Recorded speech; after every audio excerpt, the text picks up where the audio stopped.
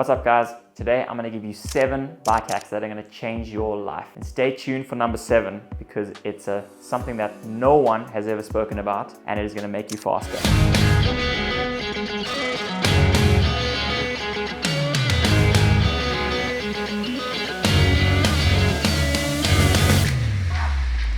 Bro! But first guys, if you could please hit that like and subscribe button, that would make a huge difference to the channel and I'm trying to grow it and bring you better content. Any support would be greatly appreciated. Thanks guys, back to the video.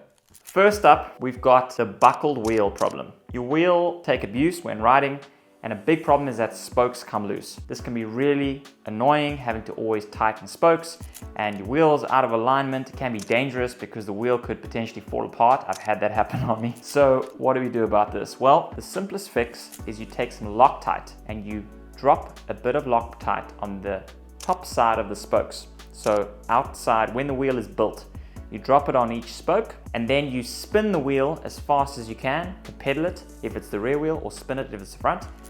And that Loctite will actually go into the spoke nipples and it will firm it up. Not completely so that you can't undo them, but it'll make it nice and firm and will hold your wheel together way longer. Hack number 2 is again focused on wheels. Now, if your wheel's got a buckle and you think, oh, how am I going to straighten this thing? I don't have a wheel stand.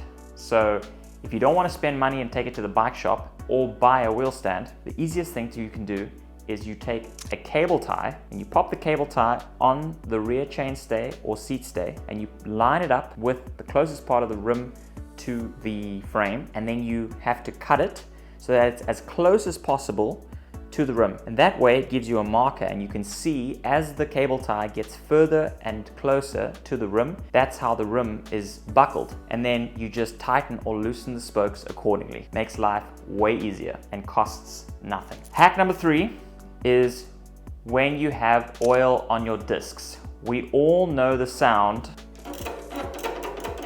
oh, and it sucks. And you're thinking to yourself, I probably got to throw away my pads. It's gonna cost me some bucks and it's really throwing a spanner in the works. One thing that you can do if you want to avoid buying new pads, you take the pads out of the caliper, you put them on the ground, make sure that there's nothing nearby that is flammable. You take some brake cleaner and you spray the brake cleaner onto the pads and you light it. I know this sounds crazy, but promise you, first of all, the brake cleaner sets alight, but it heats the pads up so much because it's on fire that the oil that's in the pads actually boils out of the pads and burns up. You might have to do it a few times, but this is a very helpful trick and has worked for me many times in the past. Hack number 4 is how do you clean sticker residue off your bike? We're all kids at heart and we've all put stickers on our bikes.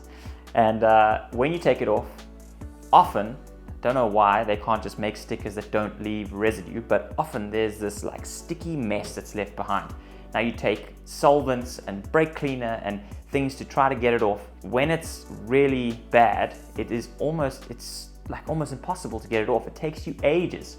I can't do that. A nifty little trick that I found is you actually take duct tape, a really sticky duct tape, the stickiest, or the sticker itself, but the stickiest thing you can find, and you use that and you stick it onto the residue that's left on the frame and use that to actually pull it off. And you do it multiple times, and sometimes you can even do it a little bit to the side, which will help like pull that residue off, but it works really well 100% of the time. And it leaves you with a crisp, clean frame, and then you can just give it a polish and you're as good as new.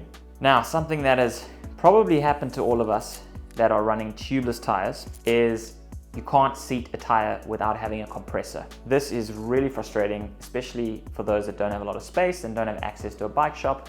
And I've got a hack that you can actually pump up any tire, that's right, any tire on any rim without a compressor. The only thing you need rim tape or duct tape, because the main issue when pumping up or trying to pump up a tubeless wheel is you need to get more air into the tire than goes out before it's actually sealed. So the problem is that often rims are not big enough.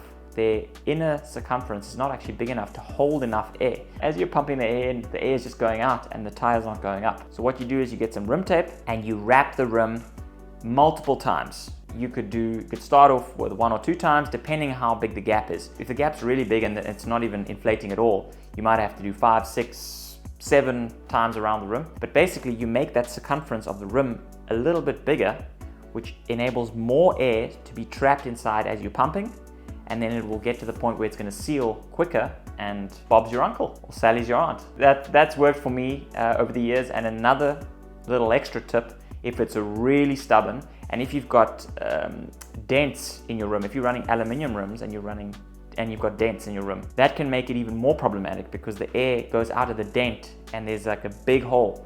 What you can do is you take cable ties and you actually cable tie around the tire, holding it on as tight as you can. As the tire pumps up, the cable ties will actually break at a certain point and then the tire will seat. But up until that point, it will stop the tire from moving away too much from the hole and creating too much space so that air goes out. And another little tip is remove the valve core when you're putting in air into the tires.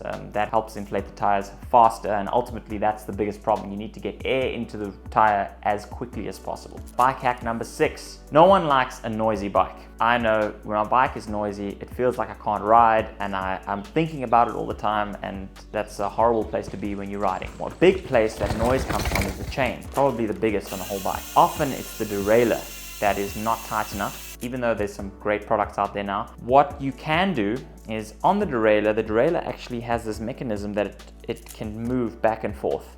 It makes it easier to take the wheel out. But when you're riding, it actually moves back and forth because generally the spring is not tight enough to keep it from moving. So what happens is every time it comes back, it whacks against the top and creates like a bang sound. And this makes your bike incredibly noisy, especially if you're doing more gravity oriented riding that's really rough. So what you can do is when you put the derailleur on, there's a little washer on the inside of the derailleur.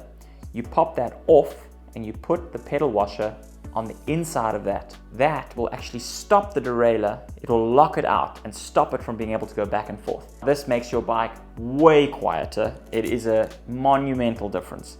The only downside is that if you hit something with derailleur really hard, it can actually the derailleur gets stuck because it doesn't come back. That's quite unusual for it to happen. I ran a whole season like that and had that happen I think once, and that was racing downhill. That is quite unlikely, but that can happen, but it does make your bike considerably quieter and cost you nothing. Hack number 7.